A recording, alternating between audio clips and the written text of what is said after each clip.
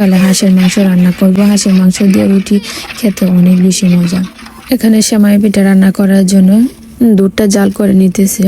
সেমাই মূলত যা যা লাগে এগুলাই দিব। সেমাই পিঠা শুধু হাতে কাটাই অনেকটা কঠিন, কিন্তু এর মধ্যে আর কোনো কিছু নেই, আর বাকি সব প্রসেস অনেক সহজ, আর এটা খেতে সত্যি অনেক মজা হয়। প্রথমে গড়ে বসিয়েছিল, এটা হচ্ছে কারেন্টের চুলা, ইনফ্রারেড চুলা।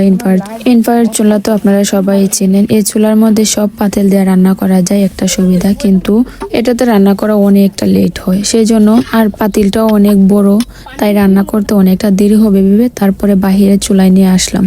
যে রুটিগুলা বলা হয়েছিল এক পাশে রুটিগুলা সেঁকে নিচ্ছে, আর অন্য পাশ দিয়ে যে সেমাইগুলা জাল দিতেছে। এখানে বাদাম, কিশমিশ, তারপরে এলাচ, দারুচিনি আর চিনি, সব শেষে নারকেল কোড়াটা অ্যাড করে দিয়েছে।